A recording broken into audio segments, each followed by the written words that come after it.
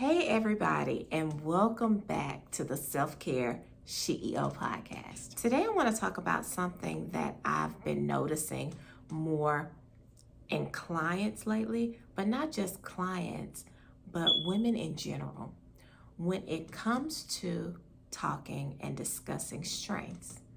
And that is the struggle to actually know and own your own strength. You know what's interesting to me is if I asked a woman, what are your flaws? In 2.2 seconds, she can repeat it back to me immediately. We are so quick to identify things that are wrong with us, things that we don't like, and even what others may not like about us. But when it comes to our strengths, we tend to stumble, stutter, and even feel shame attached to saying it out loud, things that we're good at. But today, we're going to unpack that very thing and get down to the root of what is it that's causing us to fear identifying and owning our strengths. I hope y'all are ready. Here's the truth. Every single one of us have strengths, period. But when it comes to women, that's entrepreneurs, mothers, sisters, professionals, and even caregivers, we struggle to identify those strengths and name it out loud. It's not that strengths aren't there. It's that we've been conditioned to second guess them, to downplay them, or to bury them altogether. For some of you listening, you might even feel a little guilty when someone compliments you. You might respond with, oh, it's nothing. Anybody can do it. Or, it's no big deal. But that's really not humility. That's minimization. You're minimizing what God has given you as a gift.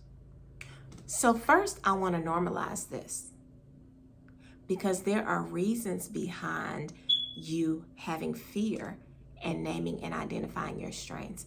And we're going to dig into the root causes on today and unpack the reasons behind it. It didn't just come from anywhere.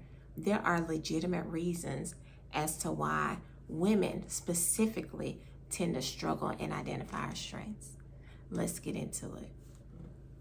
Let's talk about what's really underneath the root causes of this struggle. And we're going to discuss three main things. And I have my notes with me, so bear with me. Number one is cultural and societal conditioning. We live in a world that historically celebrates women for selflessness, not self-definition. We were raised to be nice, to be humble, and helpful. Now, while those things aren't bad, the message underneath those labels was for us not to shine too bright. Don't bring too much attention to yourself, and don't take up too much space. So what happens is, in the very moment we try to name our strengths, we feel like we're breaking some unspoken rule that was implied to us ever since we were young girls growing up in our homes. Number two, family and early environment. Think back to your childhood. Were you affirmed for your gifts, or were you only praised for being quiet, obedient, or helpful? Think about it. Maybe the very things that were your strengths got mislabeled as flaws. Let's go over some. If you were naturally outspoken, you might have been called bossy.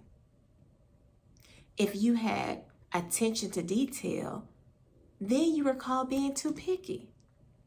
And let's not go to if you were creative. Then it was just being brushed off as, oh, she's just playing around. You know how she is. She's just playing around. And so over time, we tend to internalize and learn how to distrust our strengths as a result. Number three is fear and shame. Now, this one runs deep for many of us because the fear is if I say I'm good at this and I fail, then I'll be exposed. Or if I own my own strength, people will think I'm arrogant. Or maybe shame even whispers, you don't deserve to call that a strength because you're not even the best at it. Like, how dare you? Does that sound familiar? It's probably like, oh, shoot.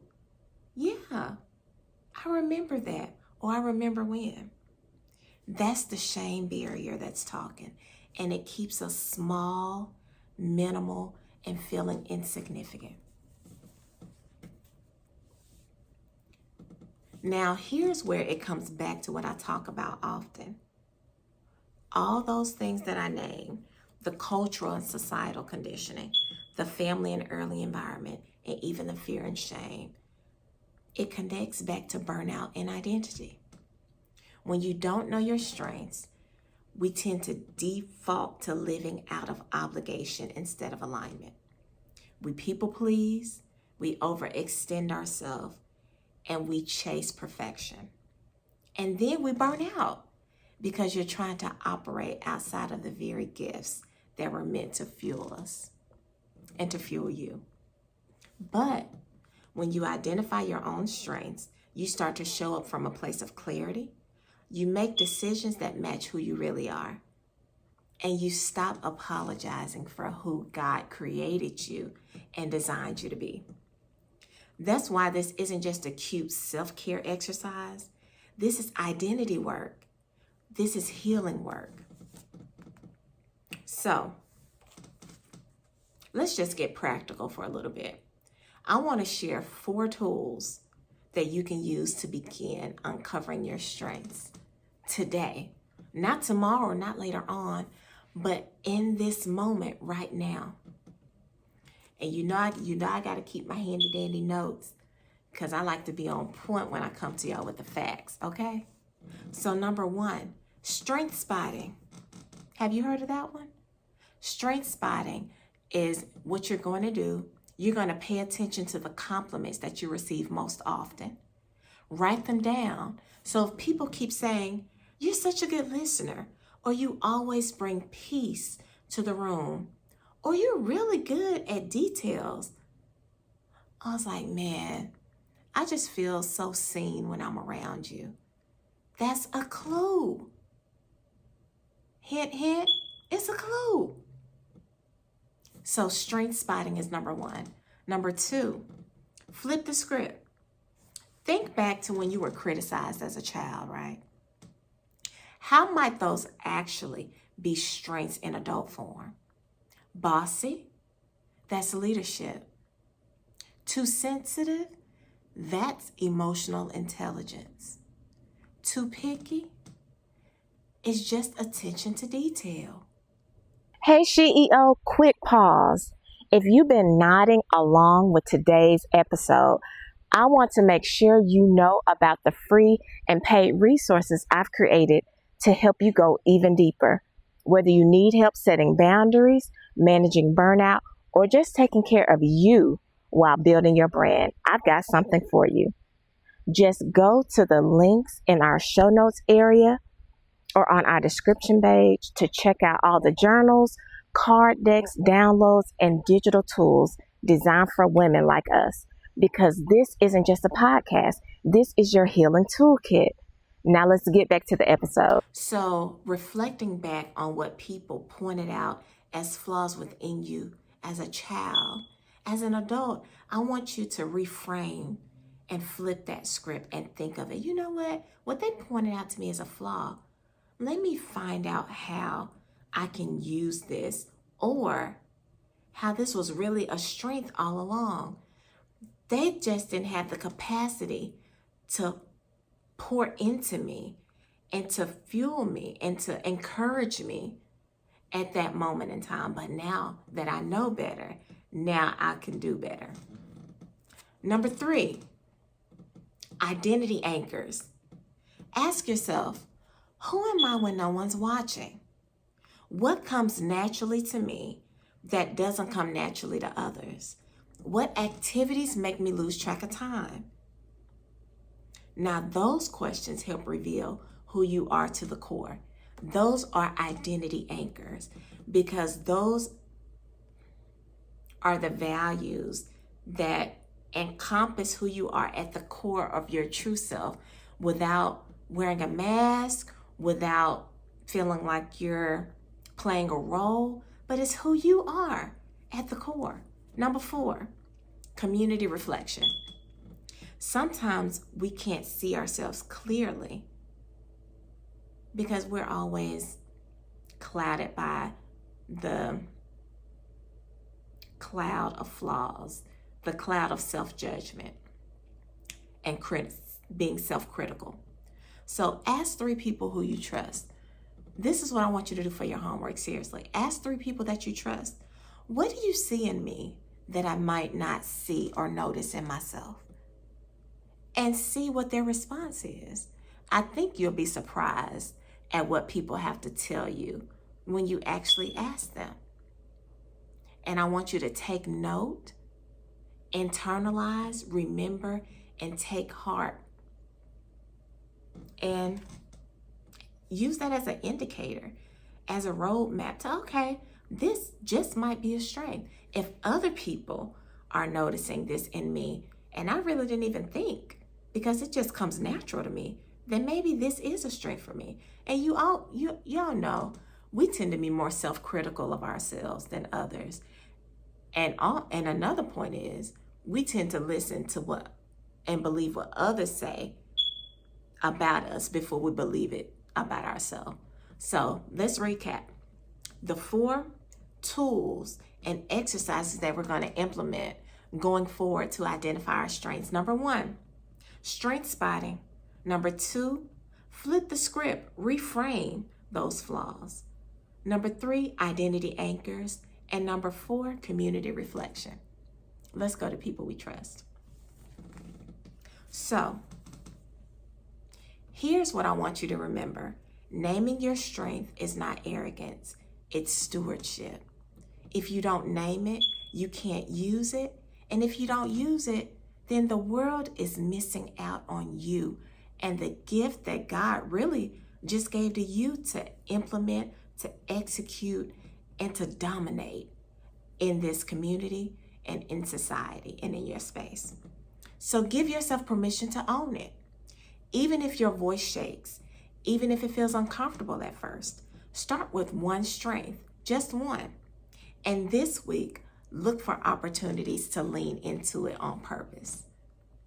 Now, not only am I telling you this, I'm going to take note and preach to the choir and tell it to myself as well. We're going to do this together. So I'm going to leave you with this thought. Your strengths are not accidents. They are assignments. Right? Your strengths are not accidents. They are assignments. The shame and fear you feel around them is not truth. It's a false alarm. Don't believe it. It's only conditioning.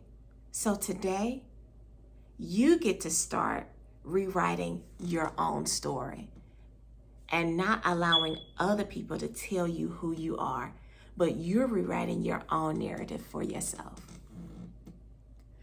All right. So if this episode resonated with you, I would love for you to share one strength in the comments with me and with all the listeners and the viewers that are watching.